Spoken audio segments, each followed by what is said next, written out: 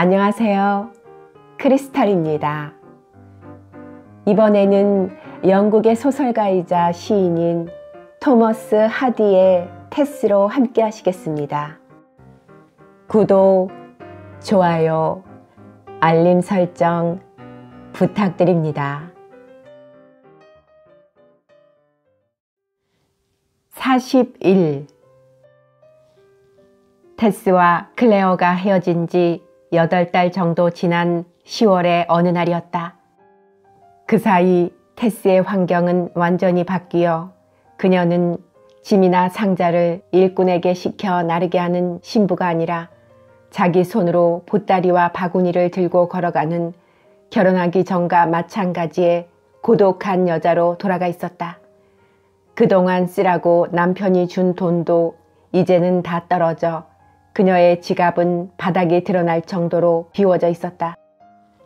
그녀는 다시 고향을 등진 뒤로 봄철과 여름철의 대부분을 포트 브레디 근방의 낙농장에서 날품팔이를 하며 하루하루를 보냈다. 그곳은 블랙모어 분지 서쪽에 있는 낙농장으로 고향과 텔보테이스에서 멀리 떨어진 곳이었다.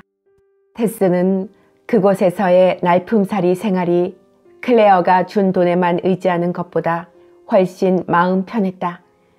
그녀의 정신 상태는 여전히 불안했고 그녀가 맡아 하는 단순한 작업은 그런 불안을 막아주기는커녕 더욱 부채질하고 있었다. 그녀는 일을 하면서도 마음은 클레어와 함께 거닐던 목장으로 달려가곤 했다.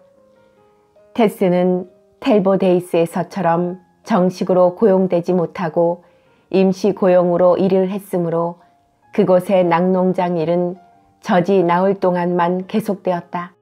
그러나 추수기가 시작되려는 무렵이어서 밭에만 나가면 추수기가 끝날 때까지는 일을 할 수 있었다.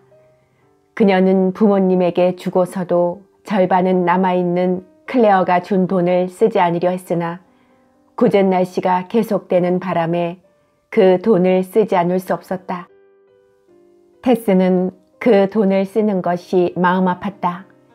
테스를 위해 에인절이 은행에서 찾아준 돈, 그것은 클레어의 손에 닿아 깨끗해진 돈이었고 자신과 클레어의 경험이 이룩한 산 역사를 지닌 듯한 돈이었으므로 그것을 쓴다는 것은 그의 유물을 내버리는 것과 마찬가지로 생각되었다. 그러나 어쩔 수 없는 사정으로 테스는 자기의 거처를 부모님에게 수시로 알렸으나 자신의 형편만은 알리지 않았다. 수중에 돈이 다 떨어져 갈 때쯤 어머니에게서 편지가 왔다. 내용인즉 가을 비에 지붕 이용이 새서 몽땅 갈아야겠는데 지난번 수리 비용도 갚지 못해 손도 못 대고 있다는 것이었다. 집안 수리를 하려면 지난번 금액과 합쳐 상당한 액수의 돈이 필요하고 지금쯤 돈 많은 남편이 돌아왔을 테니 그 돈을 마련해서 보내줄 수 없겠냐는 내용이었다. 테스는 에인절의 거래은행에서 송금해온 얼마간의 돈을 가지고 있었으므로 집안의 딱한 사정을 생각해서 요구대로 돈을 보내주었다. 그리고 남은 돈으로 겨울옷을 샀기 때문에 당장 닥칠 장마철을 대비할 수 있는 돈은 거의 없었다. 마지막 한 푼까지 떨어졌을 때 그녀는 돈이 필요할 때 시아버지에게 부탁하라던 에인절의 말을 생각해내고는 어떻게 할 것인가 망설였다. 그러나 그 방법은 아무리 생각해도 자존심 상하는 일이었다. 별거 상태가 길어지는 것을 친정에 알리지 않은 것과 마찬가지의 이유여서였다. 이를테면 섬세한 감정, 자존심, 부끄러워하지 않아도 될 것을 부끄러워하는 마음씨, 결국 다시 말하면 클레어를 생각하는 마음 때문이었다. 그가 넉넉한 돈을 주고 갔는데도 궁색하다고 해서 시아버지에게 편지를 보낸다면 구걸하는 듯한 인상마저 줄 것 같았다. 가뜩이나 며느리를 마땅치 않게 생각하는 시부모님인지라 그렇게 되면 한층 멸시받을 것 같은 생각이 들었다. 마침내 테스는 목사 가정의 며느리가 아버지에게 궁색한 말을 할 수 없다는 결론을 내렸다. 시부모와 편지 왕래를 하고 싶지 않다는 테스의 마음은 시간이 흐름에 따라 차츰 수그러졌으나 자신의 부모에 대해서는 오히려 그 반대였다. 결혼 직후 고향에 잠시 들렀다 떠날 때 부모님은 테스가 결국 남편과 함께 살게 될 것이라고 믿는 눈치였다. 테스는 부모님의 그런 기대에 실망을 주지 않으려고 노력했으므로 그녀의 부모는 클레어가 곧 테스를 데리러 오거나 브라질로 오라는 편지를 할 것이고 머지않아 딸 레가 가족 친지 앞에 언젠가는 나타나리라 믿고 있었다.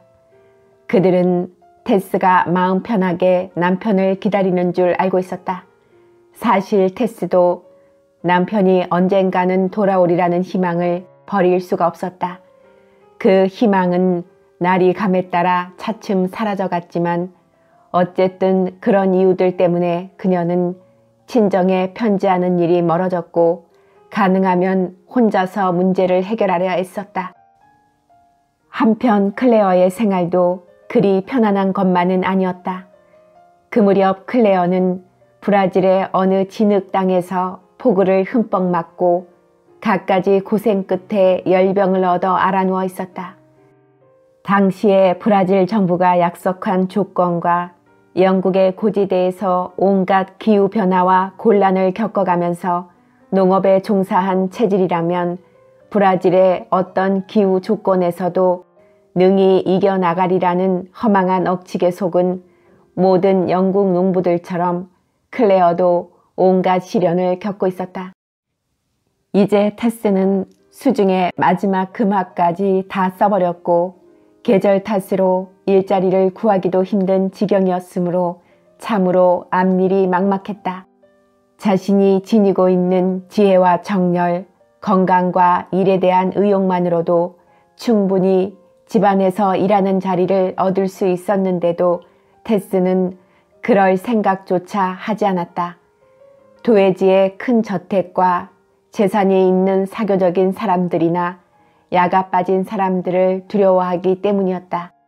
그녀의 불행은 바로 그런 계층의 발을 잘못 디딤으로써 시작되었기 때문이었다. 그녀가 불행한 경험을 통해 알고 있는 것은 어쩌면 일부분일 뿐이고 그 사회에도 좋은 면이 있을는지도 모르지만 그녀는 그런 사실을 믿을 수가 없었다. 또한 현재 안 좋은 환경에 처해 있는 그녀로서는 그런 인간들에게 가까이 가는 것조차 싫었다. 봄과 여름 동안 임시로 일했던 포트 브레디 주변의 낙농장에서는 이제 일손이 필요치 않았다.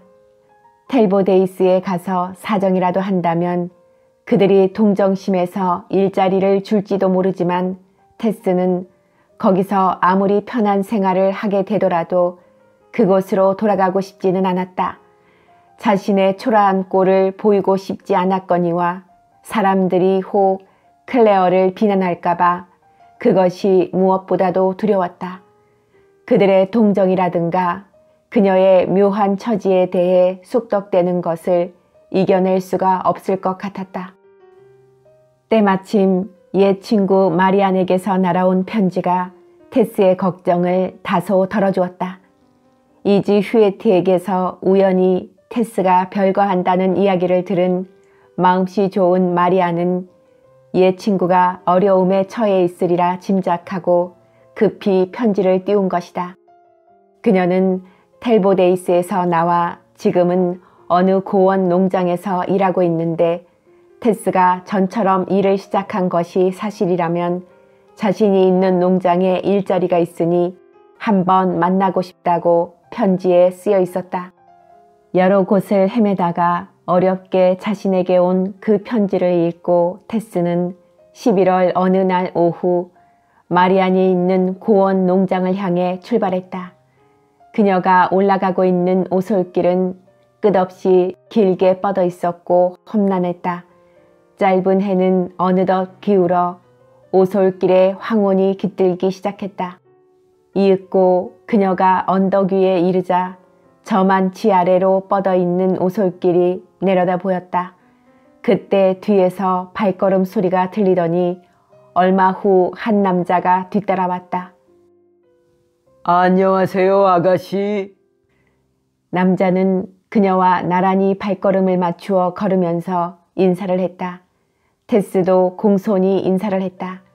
주위는 어둑해졌으나 하늘에 아직 남아있는 빛이 그녀의 얼굴을 비춰주었다. 남자는 고개를 돌리고 테스를 유심히 쳐다보았다. 틀림없군. 당신은 한동안 트렌트리지에서 살았었지.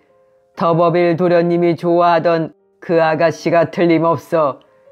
난 지금은 그곳에 살지 않지만 그때는 거기서 살았었지. 그 남자는 테스에게 무례하게 굴었다 해서 여관에서 에인절에게 얻어맞았던 돈 많은 농부였다. 그녀는 감전이라도 된 듯한 고통을 느끼며 아무 대꾸도 하지 않았다. 그때 아가씨의 이는 굉장히 화를 냈지만 내가 한 말이 사실이라고 대답해봐요. 그렇지, 이 앙큼한 아가씨야. 따지고 보면 그 친구가 날 때린 데 대해 당신이 사과해야 한다고. 테스는 아무 대답도 하지 않았다. 궁지에 몰렸을 땐 도망치는 것만이 유일한 방법이므로 그녀는 뒤도 돌아보지 않고 바람처럼 달려 숲으로 곧장 통하는 길가의 문 앞에 이르렀다. 그녀는 안으로 뛰어들어가 남의 눈에 띄지 않는 초목이 무성한 곳에 몸을 숨겼다. 발밑에 낙엽은 메말라 바스락거렸다. 그녀는 낙엽을 한 움큼 긁어모아 잠자리를 만들고 그 안에 기어들어갔다. 그날 밤 그녀는 쉽게 잠을 이룰 수가 없었다.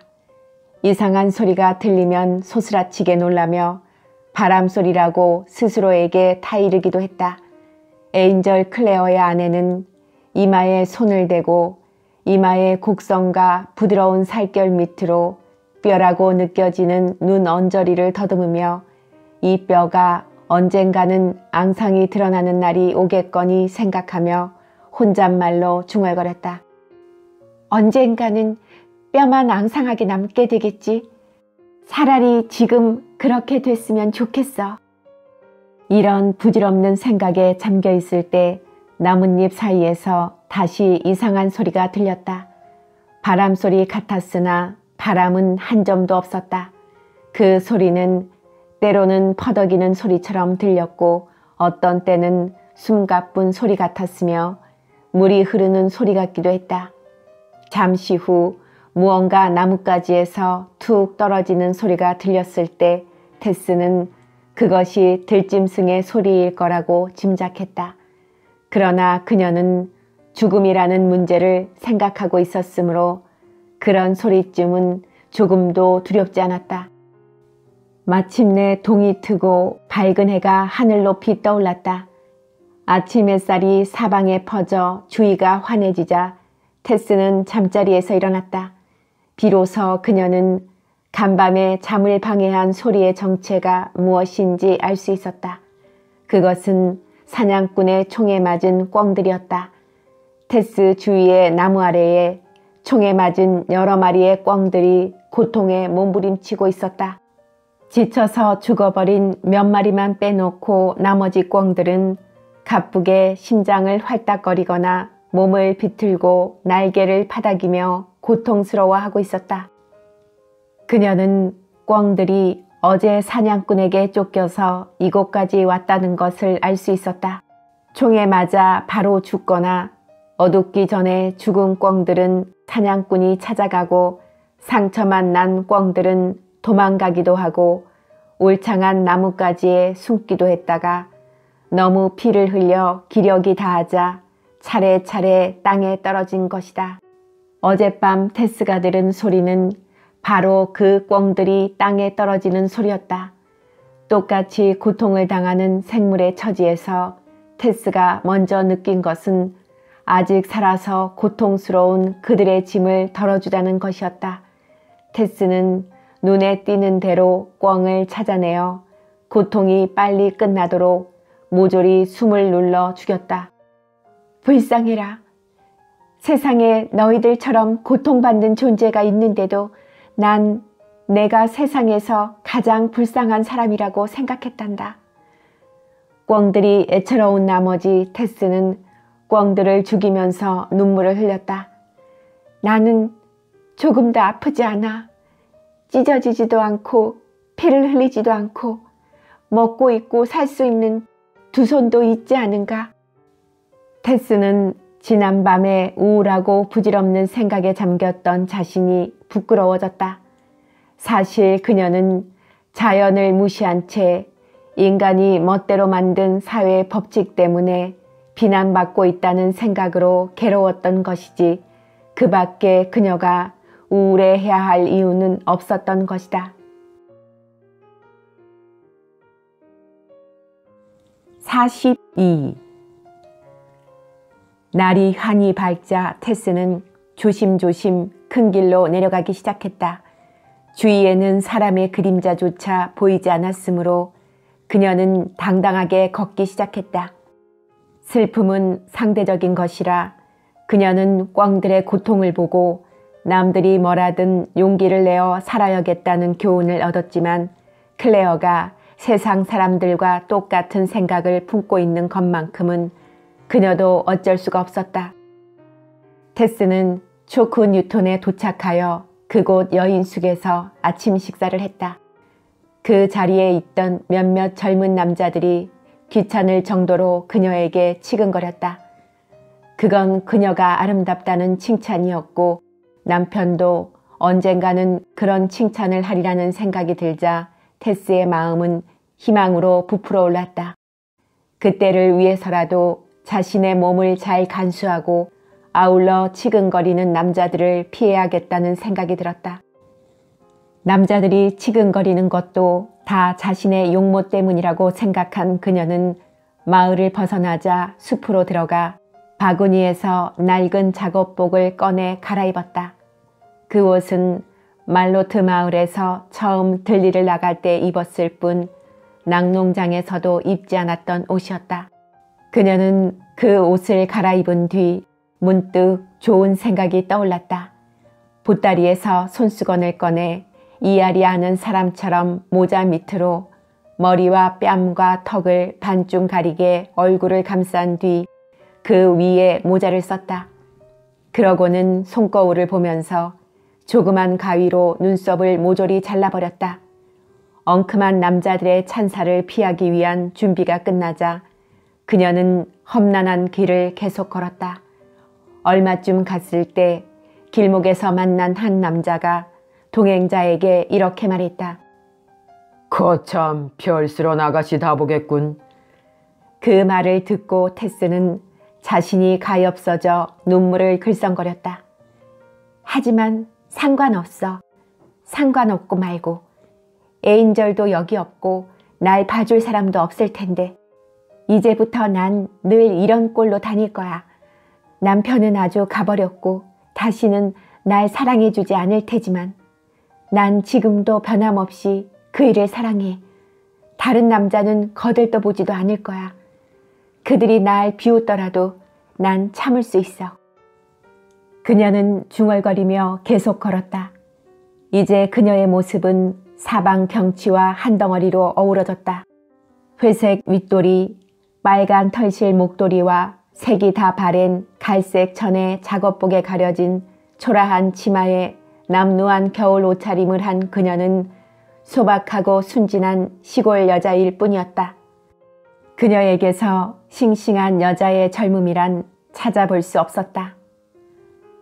아가씨의 입술은 싸늘하고 소박하게 빗어올린 무거운 머리. 겉으로는 그렇게 보일지도 모르지만 그녀의 내면에는 나이에 어울리지 않을 정도의 인생에 대한 깊은 성찰이 아로새겨져 있었다. 그것은 뜬구름 같은 인생의 허무함과 정욕의 잔인함, 사랑의 나약함을 뼈저리게 깨달음으로써 얻은 생생한 생명의 체험이기도 했다.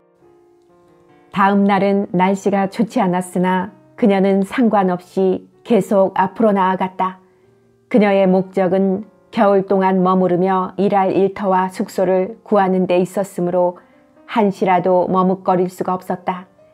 임시 고용이 별로 탐탁한 일자리가 아니라는 것을 경험한 그녀는 다시는 그런 일자리는 갖지 않기로 굳게 맹세했다.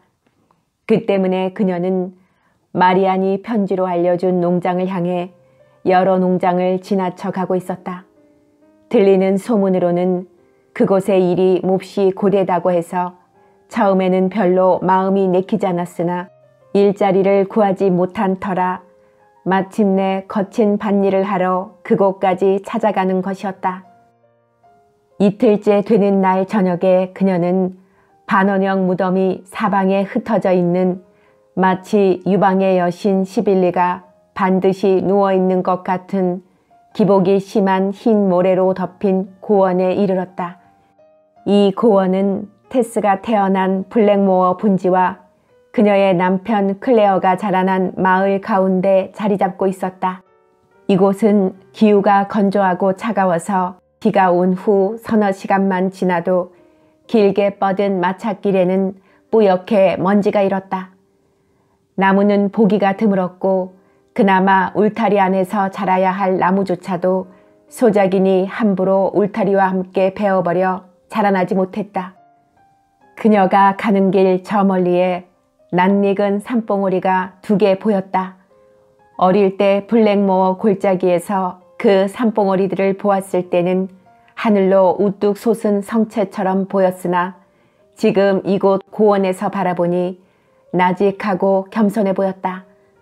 남쪽으로는 프랑스 쪽에 가까운 영국 해협의 해면이 닦아놓은 강철의 표면처럼 멀어져 보였다.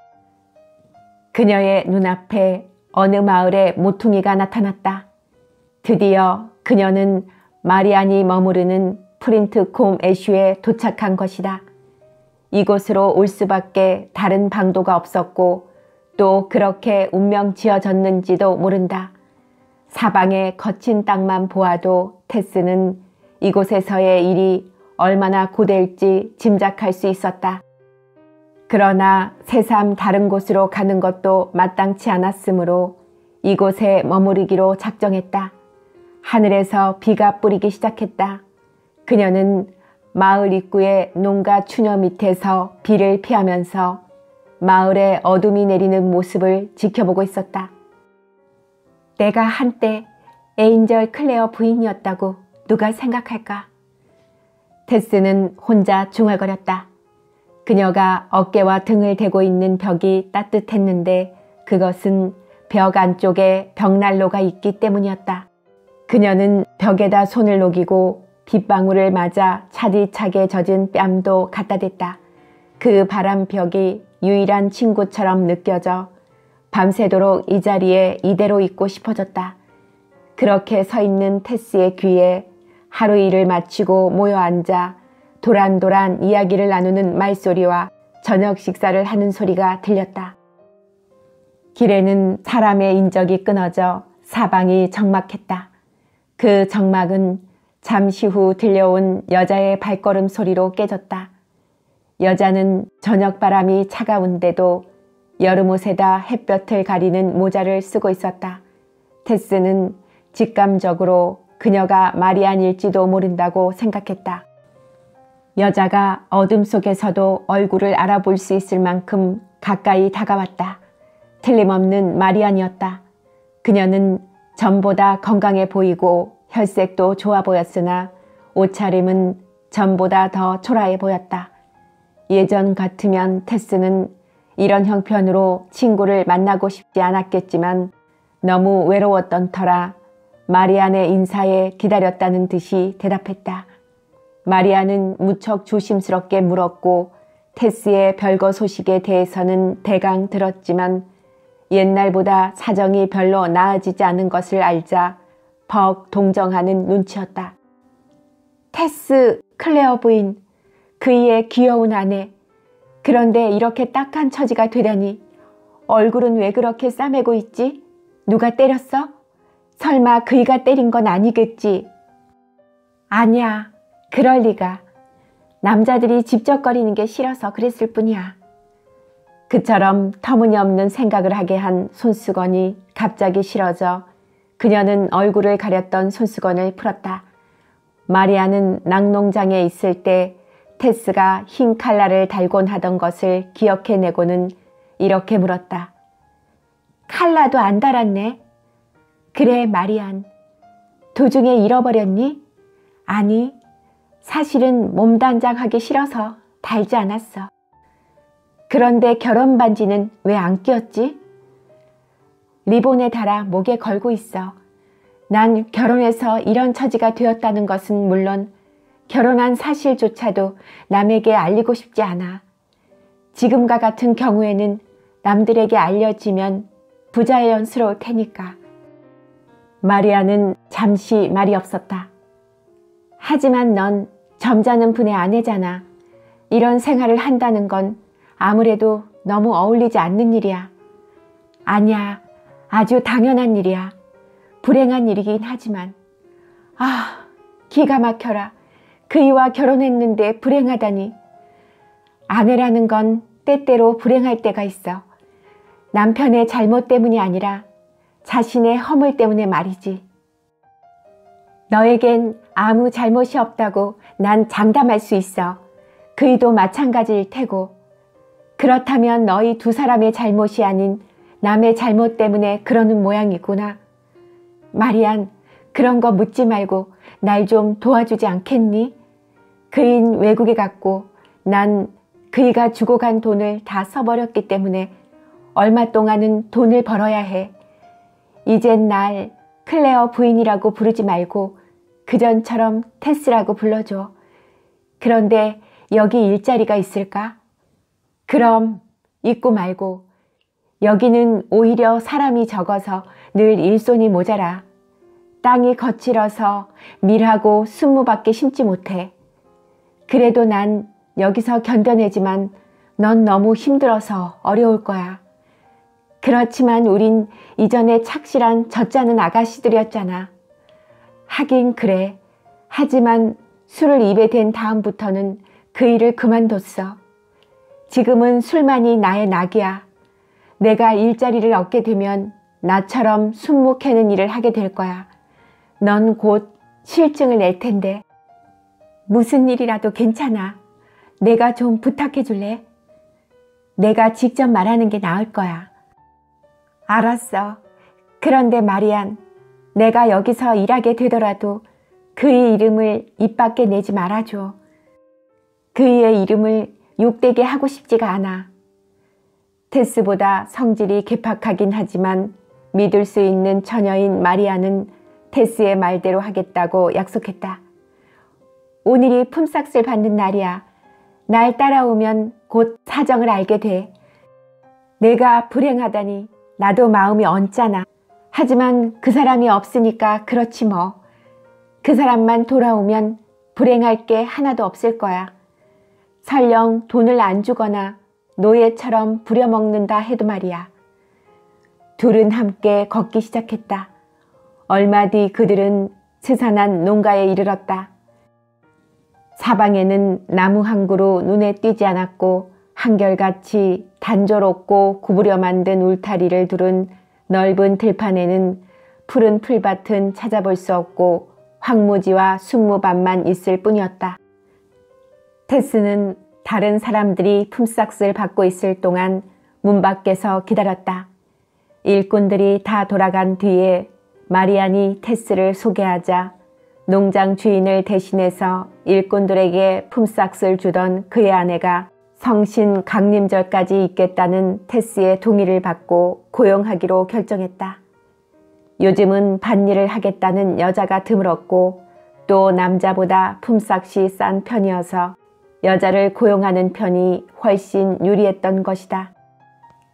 계약서에 서명을 마친 테스는 아까 몸을 녹이던 마을 어귀의 농가에 숙소를 정했다. 그녀가 얻은 일자리는 마음에 들지 않았지만 어쨌든 겨울 동안 지낼 거처는 마련된 셈이었다. 그날 밤 테스는 남편의 편지가 말로트 마을로 갈지도 모른다는 생각에 집에다 자신의 거처를 알리는 편지를 썼다. 그러나 부모님이 혹시 남편을 책망이라도 하지 않을까 하는 염려에서 자신의 딱한 처지는 알리지 않았다.